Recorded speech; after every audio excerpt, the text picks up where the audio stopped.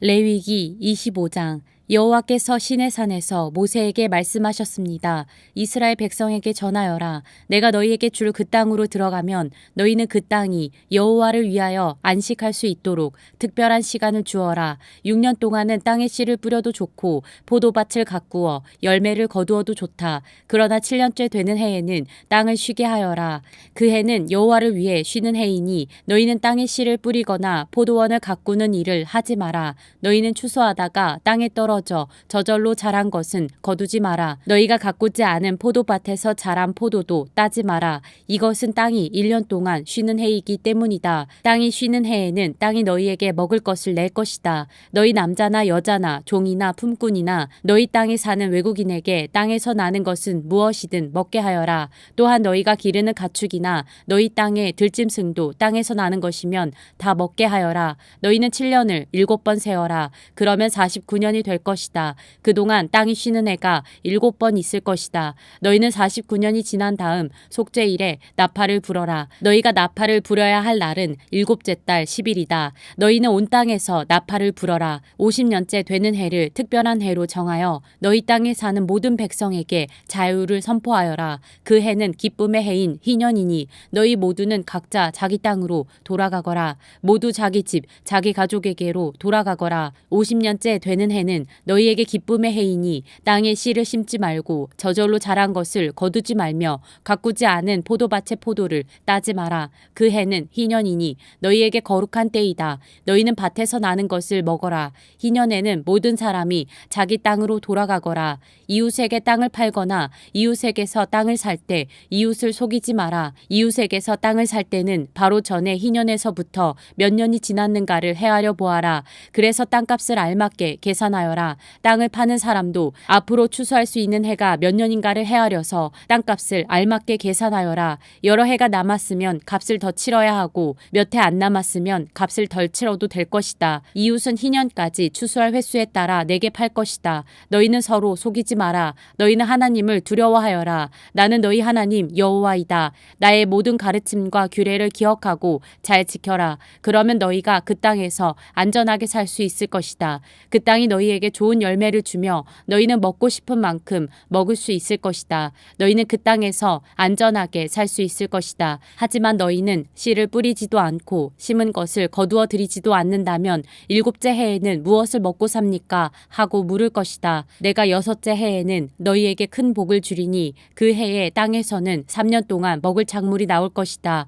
8째 되는 해에 땅에 씨를 뿌릴 때는 전에 거두어 놓은 곡식을 먹을 수 있을 것이다. 9째 해가 되어 추수할 때까지 묵은 곡식을 먹게 될 것이다. 땅은 원래 나의 것이므로 너희는 땅을 아주 팔지는 못할 것이다. 너희는 내 땅에서 잠시 동안 사는 외국인이요 나그네일 뿐이다. 너희는 땅을 팔 수는 있으나 그 땅을 언제든지 다시 살 수 있어야 한다. 너희 땅에 어떤 사람이 매우 가난해져서 땅을 팔게 되었다면 그의 가까운 친척이 그를 위해 그 땅을 다시 사들여야 한다. 만약 그 사람을 위해 다시 그 땅을 사들일 만한 가까운 친척이 없던 중에 그 사람 스스로가 그 땅을 사들일 만한 돈을 가지게 되면 그 사람은 그 땅을 판 지 몇 해가 지났는가를 헤아려라. 그래서 그 땅을 얼마에 사들여야 할지를 결정하여라. 그렇게 해서 그 땅을 사들이면 그 땅은 다시 그 사람의 것이 된다. 그러나 만약 땅을 다시 사들일 만큼 돈이 충분하지 않으면 그 땅은 기쁨의 해인 희년까지 땅을 산 사람의 것이다. 그러나 기쁨의 해가 돌아오면 땅을 산 사람은 땅을 원래 임자에게 돌려주어라. 성벽 안에 사는 사람이 집을 팔았으면 1년 안에는 언제든지 그 집을 다시 살 수 있으나 만약 1년 안에 그 집을 다시 사지 않으면 성벽 안에 그 집은 산 사람의 것이 되어 자손 대대로 그의 것이 된다. 또한 희년이 돌아와도 원래의 임자에게 돌아가지 않을 것이다. 그러나 성벽이 없는 마을의 집은 토지와 같이 여겨라. 그런 집은 다시 사들일 수 있으니 희년이 돌아오면 그런 집은 원래 임자에게 돌려주어라. 레위 사람은 성벽 안에 있는 집이라도 언제든지 자기 자기 집을 다시 살 수 있다. 레위 사람에게서 집을 샀다 하더라도 레위 사람들의 성 안에 있는 그 집은 희년이 돌아오면 다시 레위 사람들의 것이 될 것이다. 레위 사람들의 성 안에 있는 집은 레위 사람들의 것이기 때문이다. 그런 성은 이스라엘 백성이 레위 사람들에게 준 성이다. 레위 사람들의 성 둘레에 있는 밭과 들판도 팔 수 없으니 그 들판은 영원히 레위 사람의 것이다. 내 동족 가운데 너무 가난해서 혼자 힘으로는 살아가기 어려운 사람이 있거든. 너희는 나그네나 외국인을 돕듯이 그를 도와 너와 함께 살 수 있도록 하여라. 그에게 돈을 빌려줄 때는 이자를 받거나 이익을 얻으려 하지 마라. 내 하나님을 두려워하여라. 그 가난한 사람이 너와 함께 살 수 있도록 하여라. 그에게 이자를 받을 생각을 하고 돈을 빌려주지 마라. 그에게 이익을 바라고 먹을 것을 줘서도 안 된다. 나는 너희를 이집트 땅에서 인도해낸 너희 하나님 여호와이다. 내가 너희를 인도해낸 것은 너희에게 가나안 땅을 주고 너희 하나님이 되기 위함이다. 내 동족 가운데 너무 가난해서 자기 몸을 종으로 팔려고 하는 사람이 있더라도 너는 그를 종부리듯 하지 마라. 너는 그들을 품꾼이나 나그네처럼 여겨서 기쁨의 해인 희년이 돌아올 때까지 너와 함께 살 수 있도록 하여라. 기쁨의 해가 돌아오면 그를 돌려보내라. 그가 자기 자녀를 데리고 자기 가족이 있는 조상의 땅으로 돌아가게 하여라. 내가 이스라엘 백성을 이집트에서 인도해냈으니 그들은 나의 종이다. 그러므로 그들을 종으로 여겨 팔아서는 안 된다. 너는 그 사람을 고되게 부리지 마라.